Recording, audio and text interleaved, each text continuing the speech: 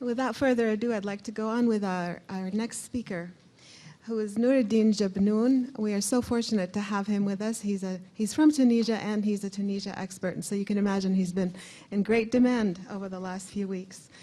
Noureddine Jebnoun specializes in the Middle East and North Africa. Before he came to us, he was a visiting professor of Arab and Middle Eastern Affairs at the University of Montana's Maureen and Mike Mansfield Center. He taught for us before he was there, and then he came back to us again, and he's been teaching at the center since that time. He served as an assistant professor at the Tunisian War College, the Tunisian Command and General Staff College, and the Tunisian National Defense Institute, where he taught courses on strategy and geopolitics.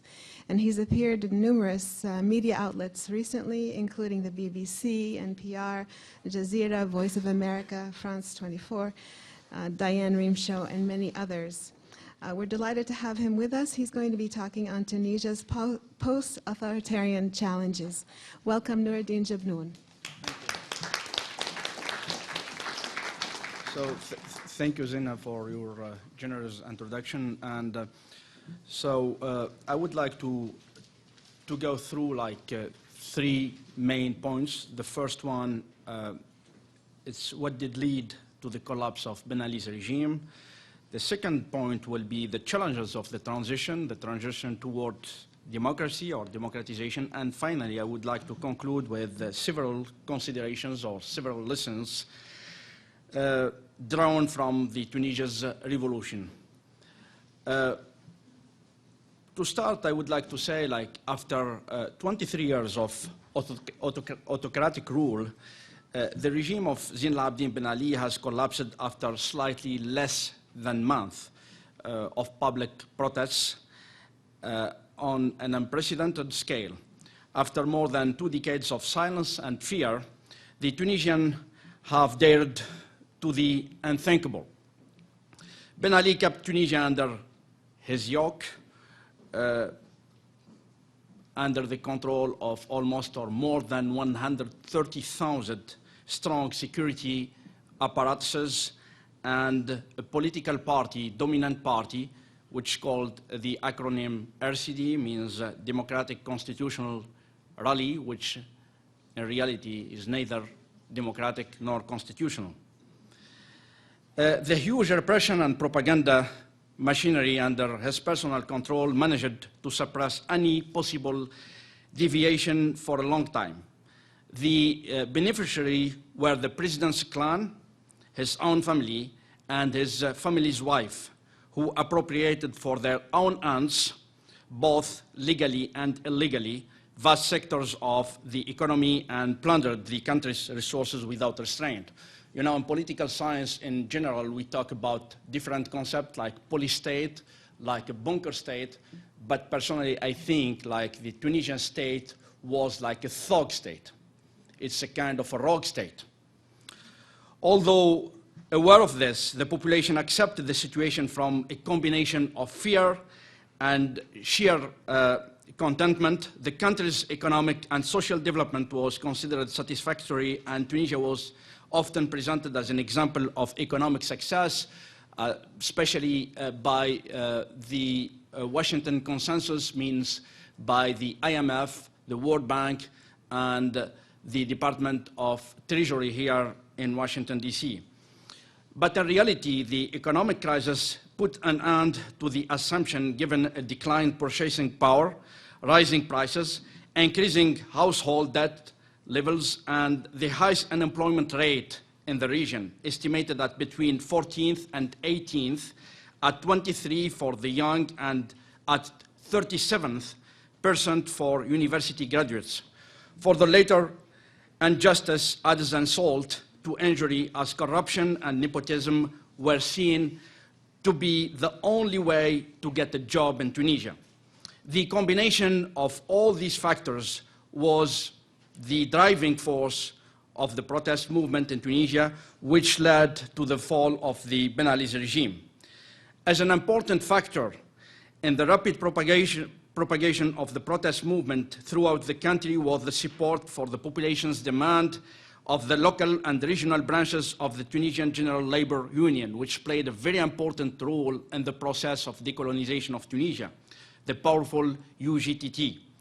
Contrary to the uprising at the Gafsa mines in 2009 that were repressed by the regime, this time the positive attitude of the local UGTT branch helped the population and provided an organized structure to the protest.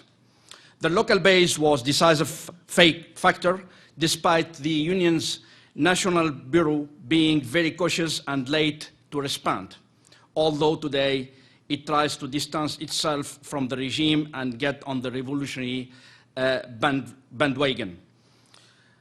Some had always thought that there would be no change in Tunisia without sort of violence, either military coup d'etat or a popular revolution. Many believed change was impossible because the dictator's firm control over the country through his security apparatuses. Both assessments were wrong, and the people proved to be stronger and more determined, while the dictator turned out to be weaker and more vulnerable than expected. This is an important lesson from Tunisian revolution. Nevertheless, the death blow that led to Ben Ali's swift collapse came from the army. When the army chief of staff, Lieutenant General Rashid Ammar, refused to follow to repress the demonstrations and to fire on the crowd. This act of disobedience was the decisive turning point that convinced Ben Ali that he had been defeated by the people.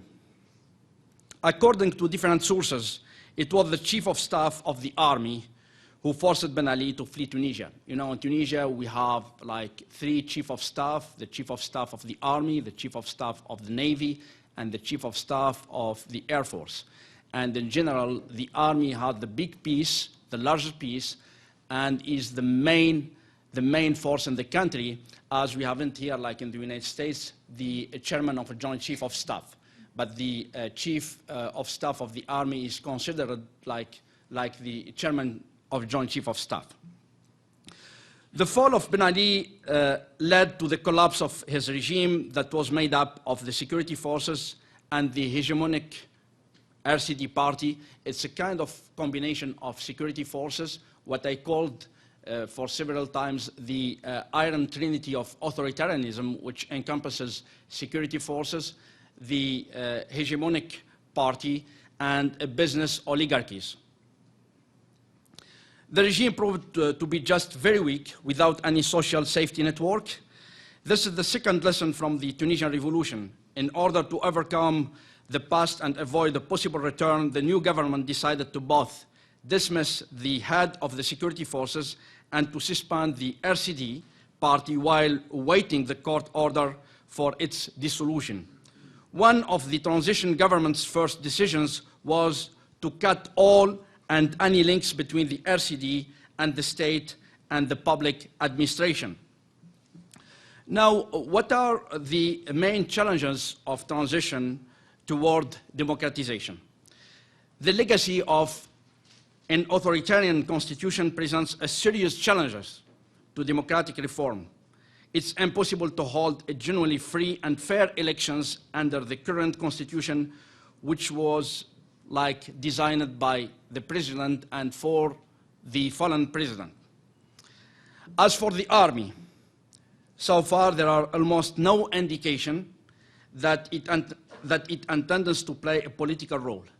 It's true that it's still on the streets and has been so far slightly longer than on the previous 2 occasions when it had to intervene in 1978 and 1984, but it's also true that it's warmly applauded by the population and that its chief is considered the hero and the savior of the people, and consequently enjoy like an immense popularity.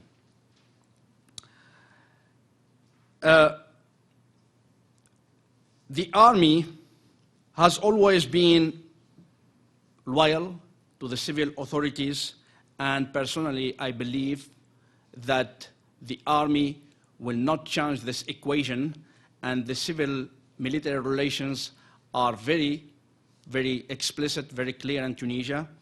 The army is subordinated to the civilian authorities. With regard to the Islamists, the collapse of the regime has given them a second lease of life and a chance to gain some recognition. They are clearly trying to make themselves noticed on the streets, participating in all the demonstrations with their leaders and former political prisoners at the forefront. Their historic leaders, Rashid Ghannouchi, while announcing that he would not run in the presidential elections, has said that his movement will not relinquish its right to take part in Tunisian political life. All this seems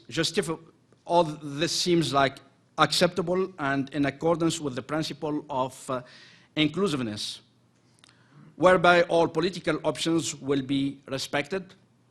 However, despite the risk of the populist and conservative discourse of the Islamists striking a chord with some sections of the population with whom they are naturally close for religious reasons, Tunisian society is likely to find the right balance between secularist and Islamist, and especially the Islamist reformist in Tunisia.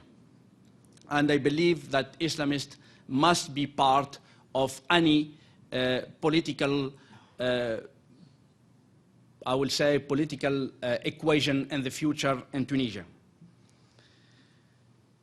Another factor, Tunisia's neighbors should not be ignored either, especially the mad dog of the Middle East.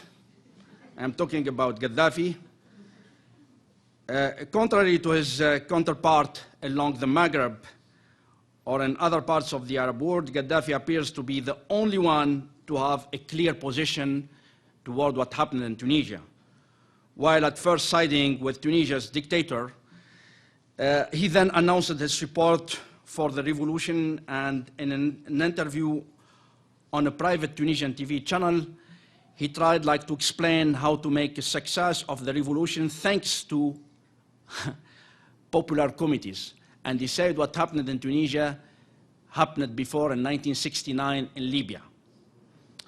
So he has his spatial reading of history, and yeah. And I think Gaddafi didn't miss any opportunity to interfere in Tunisian affairs. And the new Minister of the Interior, after a police strike and the occupation of his office by a group of thugs, insisted that there were external forces at play, implicitly pointing the subversive role played by Libya. Since the Tunisian revolution is the first of its kind in the Arab world, a popular revolution that has succeeded in forcing a dictator to flee, it's reasonable to ask whether the example will be followed in neighboring countries. The risk of contagion is significant, but certainly not inevitable or identically applicable.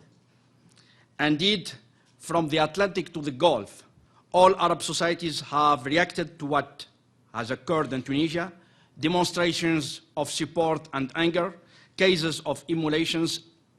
However, the Tunisian revolution's success is in no small way due to the defection of the army, which decided not to engage in repressing the people as ordered in his folly by the dictator.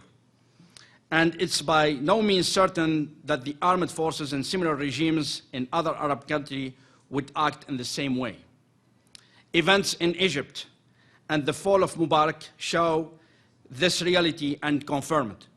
The army in Egypt, either for patriotism or opportunism, and through a disguised coup d'etat, finally opted to be on the side of the people. Contrary on Tunisia, the army will therefore manage the transition itself. In Egypt, I think the army will be the backbone of this transition. The new Tunisia's partner will have to be more sensitive to its need and help it to make a success of this important phase. The external contribution should therefore concentrate more than previously on supporting Tunisia's effort to democratize its institutions and to ensure the rule of law, and also in offering experience in transition processes. This should allow Tunisia to better judge its past and manage to overcome it. Now, what's the lessons from the Tunisia's revolution? The first lesson, I would say, like the bottom-up changes by way of popular uprising are not only possible, but effective today. In the absence of political transition from the top, the people will eventually revolt. A revolt can lead to anarchy or even civil war if it's conducted or claimed by radical organizations. Regimes which use security apparatuses to maintain control over the state and society end up losing everything. The second lesson, it's the end of the so-called Arab exceptionalism. It's the end of widespread belief that the Arab people will not rise up and that revolutions are not possible in the Arab world. The third lesson, the Tunisian uprising has been popular, spontaneous, leaderless, massive, and without political guidance. It has no heroes, great rebel leaders or representatives with whom the authorities can negotiate. The hero of Tunisian revolution is died, Mohamed Bouazizi. However, revolutions usually lead to the emergence of symbolic figures, figures for the media. Once again, this is a distinctive feature of this uprising, as it lack of political bias and its preferred media, the internet, Facebook, Twitter, made this revolution like popular and well-known across the world. The fourth lesson, the model of hereditary republic has suffered a significant setback. This concept of hereditary republic or powers instilled in the region and started in Syria, but before was introduced in North Korea, today are under the threat of their own people. And I don't think this kind of republic will be able to resist or will be able to keep going in the future. The fifth lesson, the economic issues cannot be issued as an excuse for postponing democracy. The link between economic development and democratic development is more than ever inseparable. The sixth lesson, the age of social network, and I talked about internet. The seventh lesson, the civil society. Civil society in Tunisia was present long before independence in different forms. Indeed, the associative movement was born early in the century between 1905 and 1913 in Tunisia. This movement did to a certain extent pave the way for the political movement, which it helped and accompanied. However, since independence in 1956, the Tunisian one-party state invaded the domain deemed of voluntary association and institution, education, welfare, economic activities. With about today 10,000 officially recognized NGOs, associative law was used as an instrument of political control of civil society. Means today you will not find in Tunisia less than a dozen independent NGOs. The 10,000, this is a very huge number. They were created by the Ministry of Interior. They were created by the security apparatuses. It's a kind of clonage. It's a kind of duplication of those NGOs just to infiltrate the Tunisian society and to control the Tunisian society.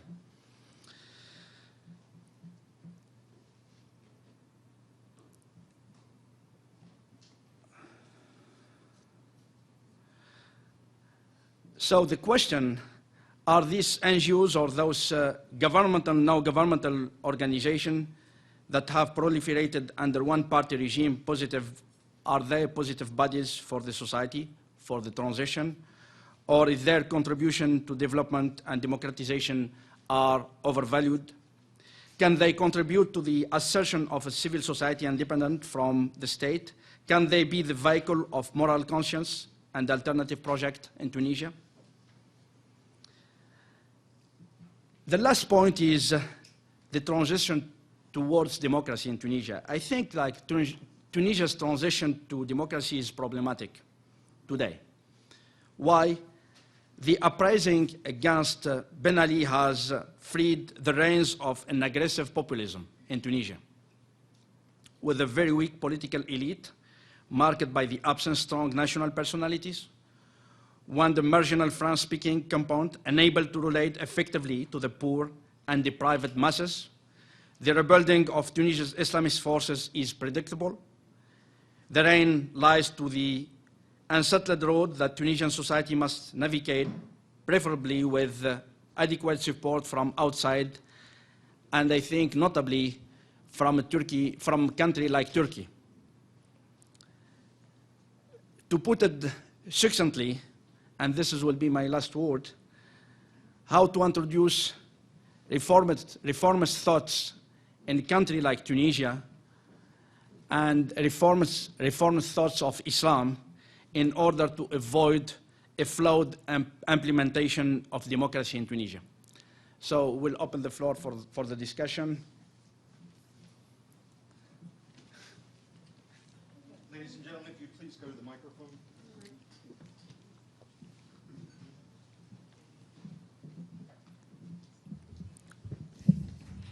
Thank you. In reading about the uprisings that are going on in Libya and Yemen, I was interested to read that there are many mercenary soldiers in both those countries. I wondered if you could just generally address that. And that was not a problem in Tunisia. And of these two countries that are just singled out, don't they have a large military anyway, proportionate to the population?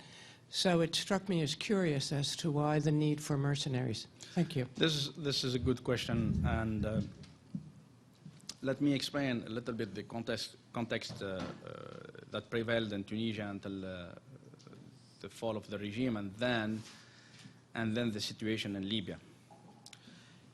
In Tunisia, until January 14th, we have the armed forces, and the armed forces have a kind of autonomy by tradition in Tunisia from the political leadership since 1956, and the political leadership, either Bourguiba or Ben Ali, they tried to marginalize the armed forces and to weaken the armed forces. But they failed because, first of all, the armed forces were very professional, and they kept themselves like out from the political side in Tunisia. So what happened when Ben Ali left the country, he left behind him almost like 3,000 members of the so-called Praetorian Presidential Guards. Those guys are well-equipped, well-trained, and unfortunately, the money that the Tunisian armed forces get from the United States, from the Pentagon, within the frame of the IMET. The IMET is the International Military Education Training Program. Ben Ali gave this money to his Praetorian Guard, means just to weaken the army. And from the boots to the hat, and then the rifle that equipped this Praetorian Presidential Guard came from the United States. They have the most sophisticated version of the M16. The Tunisian armed forces are equipped with the Steyr, which is like Austrian rifle. So when Ben Ali left, he unleashed like his guys, those folks, and they start like killing people. They start even raping people, women. They did it in Qasrien, in the southwest of Tunisia, and they used the snipers. Here I would like to open a parenthesis. When the regime is on the verge of collapse, it's the same plan B, used by Ben Ali, by Gaddafi, by Ali Abdullah Saleh, and by the president by Mubarak. Means unleashing like the looters, the plainclothes thugs, the criminals, opening the prisons, you know, and using the snipers. So it's the same plan B. They have nothing to offer to their people, just like violence, violence, and violence. So some of those guys, they were neutralized by the armed forces, by the special forces. They were really neutralized, and what made the difference for the Tunisian armed forces, they have the helicopters, and they have like the night vision equipment, which allowed them to neutralize those guys. Some of them fled the country, and they crossed like the border, the Tunisian-Libyan border. Gaddafi co-opted them, and today they're fighting with those African mercenaries, and they're killing like Libyan people. So what happened today in Libya, he implemented the same plan B that Ben Ali implemented, that Mubarak implemented, with like a new, with something is very new, is bringing the mercenaries from Guinea, from Nigeria, from Chad, and now you have the Janjaweed of the Sudan, the Janjaweed from the Sudan, from Darfur, they're like fighting with Gaddafi against like the Libyan. So they're massacring people. This is what I can say. It's, means someone like Gaddafi, since 1969, what he did, he undermined the institutions in Libya. He created a kind of stateless. But here, what I heard the recent days here in DC among the policymakers talking about the fact like Libya is true, Libya is stateless, but the Libyan national identity is deeply entrenched within the Libyan people and Libyan tribes. They feel like as Libyan, not as like Abidat or Zantan or Warfalla or Gdhafa or Mgarha. They are more than that. They are Libyan, and they consider themselves as Libyan. But what Gaddafi is doing and what his son is doing is try like divide to rule. It's playing like the tribes against each other. But this will not work. You know, the next 48 hours, I will say, will be very decisive for the Libyans. They must continue. They must fight this most despotic, retrograde regime in the region. And sorry to say this from here, from Washington, but freedom has a price to pay.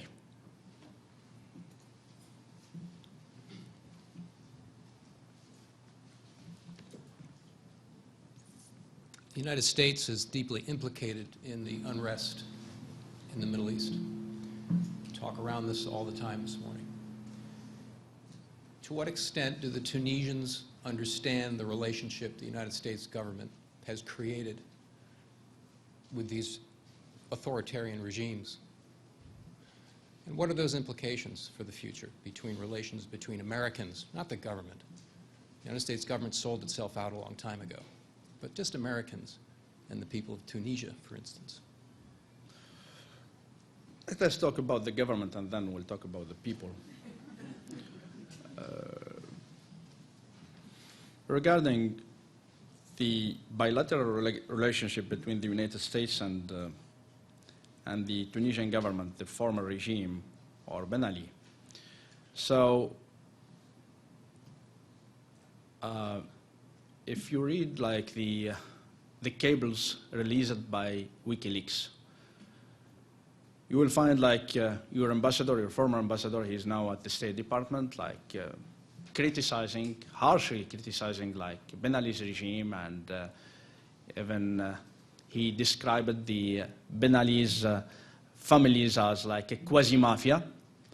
But in the end of the day, the main recommendation, his recommendation, like we should like keep our close cooperation with this regime, because this regime is a kind, it's a kind of rampart against the Islamism in the region. So here the problem is like the United States of America will sacrifice a kind the relationship between from people to people when the American national interests are quote unquote threatened or questioned by the people. I think the United States today must accept any criticism coming from people who get or who will get to the office by box rather than by ballot. And what will be the consequences for the United States? And before talking about those consequences, I would like to call to your attention the United States. This administration didn't criticize Ben Ali. When Ben Ali's thugs were killing like Tunisians, the snipers, killing, raping women, doing a lot of, things to the Tunisians. So the State Department, the only one statement issued by the State Department was on January 9th, was very weak. And in this statement, the United States was concerned about the situation in Tunisia, concerned, didn't condemn those practices. Means how you will be able to put in the same basket, objectively in the same basket, the aggressor and the victims. So I think the United States is reiterating the same mistakes now with Libya. Egypt is another case. Egypt is the pillar of the American strategy in the Middle East, but is doing the same thing with Libya, because Libya is a country, it's a rich country with oil and gas. And I believe people in this region, in North Africa and the Middle East, they haven't, as Pétain said one time about the French, they haven't like a short memory. They will remember at the end of the day who stood up with them. Thanks. Could you give us a picture, a generalized picture, of what the Islamicists are offering the Arab world, as opposed to the mistakes the United States has made? In the Arab world, it's very difficult to talk about the Islamists in the Arab world, because each movement has its own idiosyncrasies. But I would like to say the Islamism in North Africa and the Maghreb was a reaction to overdosed westernization of the elite in this region.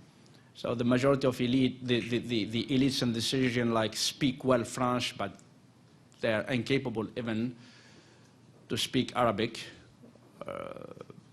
they speak like French. So the reaction was like the Islamist movement in this region, they are trying to appropriate their identity. They have those societies are living a kind of crisis of identity. And I think the Islamists, either in Morocco or even in Algeria or in Tunisia or in Libya,